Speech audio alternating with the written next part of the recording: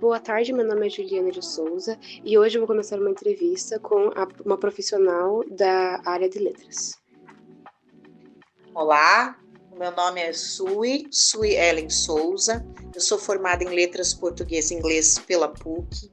Eu entrei em 1999, fui caloura 2000 e finalizei a faculdade no ano de 2003. Desde então eu tenho feito algumas especializações, né?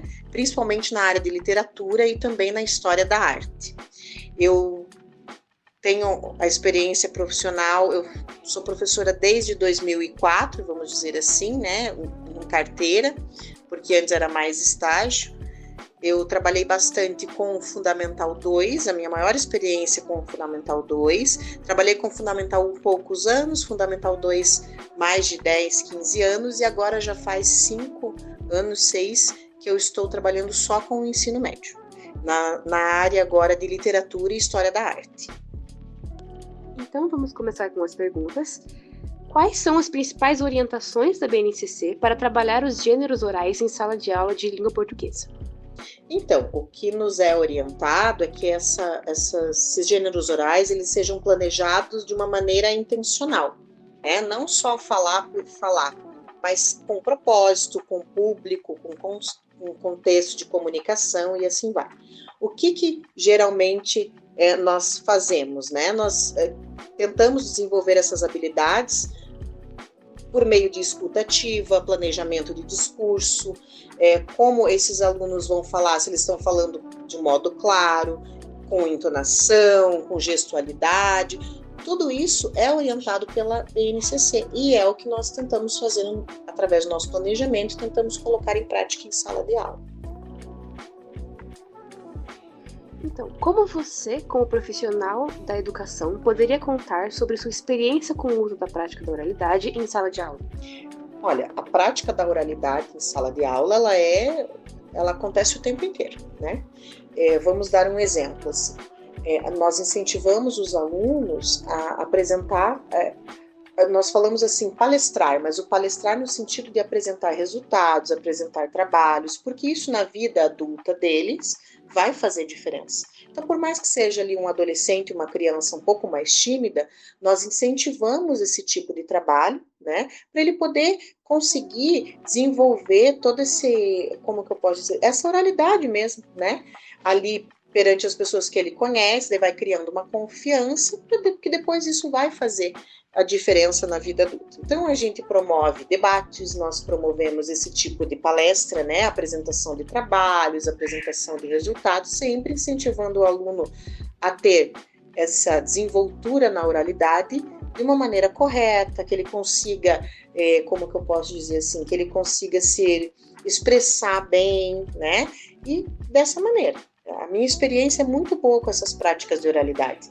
Como eu sou professora de História da Arte e também de Literatura, nós incentivamos até, inclusive, a contação de histórias, vai incentivar a imaginação do aluno, a desenvoltura oral dele, o vocabulário, ele vai ter que buscar um vocabulário interessante para os outros poderem compreender o que ele está falando. Então, eu gosto muito de trabalhar esse tipo de prática, sabe? Com quais gêneros orais você já trabalhou? Bom, a BNCC ela vai orientar a trabalhar esses gêneros orais de várias maneiras e sempre contextualizados, né?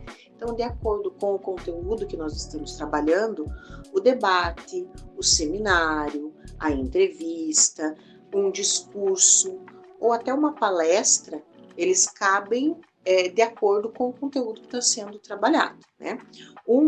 Que eu vou dar o exemplo agora, como eu trabalho com o ensino médio, é o debate, a mesa redonda. O que a gente faz, geralmente? Nos itinerários formativos, os alunos escolhem se eles querem participar de itinerários de humanas, né, de linguagens, exatas, enfim. Eu faço parte de linguagens. E nós fazemos uma atividade todo ano ali no colégio que eu trabalho, que é uma simulação da Assembleia da ONU. Então, vai envolver vários outros gêneros também, né? Os alunos são divididos em equipes, eles não podem escolher o país que eles vão representar, nós sorteamos. Mas a partir do momento que eles sabem o país, a delegação, né, que eles vão representar, eles têm que fazer várias pesquisas, então também vai envolver esse gênero de pesquisa, né, para poder atender os temas solicitados. Então nós colocamos lá no quadro os temas, pode falar de guerra, de meio ambiente, temas gerais, que geralmente acontece realmente na Assembleia da ONU. Sempre também dando ênfase aos direitos humanos e assim vai, né? Educação para todos e assim vai. Então, como que esses debates são feitos? É uma simulação mesmo. Nós passamos algumas assembleias para os alunos assistirem, não inteiras, claro, mas só para eles terem uma ideia, e dividimos em vários dias para todas as equipes poderem participar e colocamos lá, por exemplo, a delegação da Ucrânia em frente à delegação de outro país. Aí eles têm que debater sobre um determinado assunto. Eles já vão receber esse assunto anteriormente. E na hora eles vão ter que debater, porque eles não sabem o que o outro país vai falar sobre aquilo. Então a ideia da Assembleia é sempre tentar chegar num acordo, né? Só que defendendo os interesses de cada país. Então é bem interessante essa experiência e vai trabalhar vários gêneros juntos. Mas você acha que trabalhar com gêneros orais, como debates interativos, sobre um tema abordado em aula, além de entrevistas e seminários, contribuem para o desenvolvimento crítico do aluno? Com certeza contribui, né? Por quê? Porque o aluno ele vai se preparar para esse debate. E tudo que envolve pesquisa, tudo que envolve estudo, vai contribuir para que ele construa uma crítica com fundamentos. Não existe o eu acho que nesse tipo de atividade. Então ele vai precisar colocar ali em pauta, né, da discussão, assuntos realmente relevantes, e ele vai ter que ter estudado antes para isso. Então, com certeza, quanto mais a gente estuda, quanto mais a gente pesquisa, mais pensamento crítico nós temos. Como você compreende o papel do professor na formação das práticas de leitura e escrita segundo as orientações atuais da BNCC? O professor tem um papel crucial aí, né, na formação desse leitor e desse pensador crítico que é o aluno dele. Então ele vai trabalhar ali como mediador, como incentivador e também como avaliador de todo esse processo. Esse é o papel do professor. Você poderia contar um pouco sobre sua experiência e desafios ao trabalhar com o uso de gêneros discursivos em sala de aula? Bom, é indispensável trabalhar gênero discursivo em sala de aula, né? Quanto mais o aluno lê, quanto mais o aluno escreve, mais ele vai conseguir desenvolver todo esse senso crítico e também tomar o gosto por isso. Lembrando que leitura e escrita não tem a ver só com língua portuguesa, com redação, tem a ver com todas as disciplinas. Então, aquele aluno que consegue interpretar um enunciado, ele consegue desenvolver uma resposta. Então, a experiência é que quanto mais trabalha, melhor, né?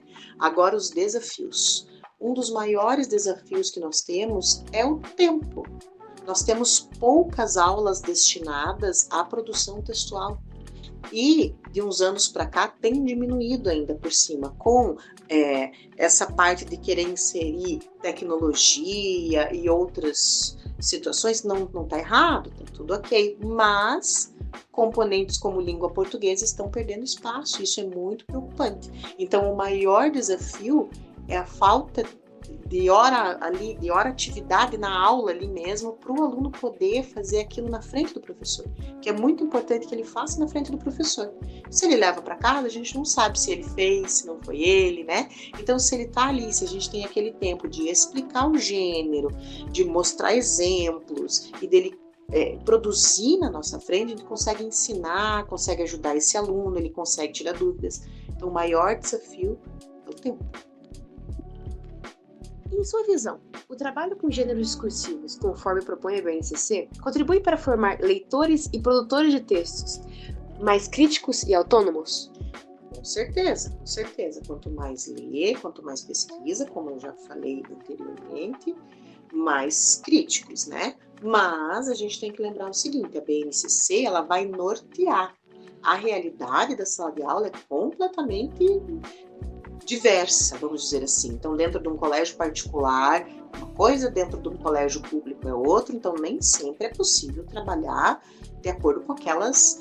Ela só vai orientar, né? Mas fazer exatamente o que está lá não dá. Então, é um papel versus a realidade.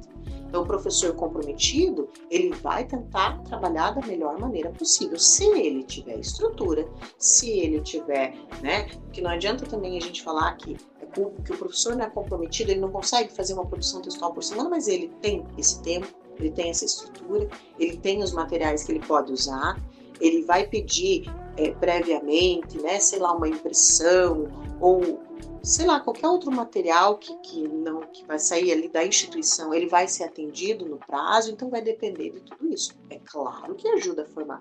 Se nós conseguíssemos fazer exatamente o que está na BNCC, seria excelente. Mas nem todas as realidades permitem isso. E por fim, com quais gêneros discursivos você já trabalhou? Nossa, já trabalhei com vários. Dependendo, né, do livro do bimestre e tal, nós vamos moldando ali o gênero discursivo trabalhado. Então, a gente pode trabalhar em várias esferas. Exemplo, na esfera jornalística e midiática, nós podemos trabalhar com artigo de opinião.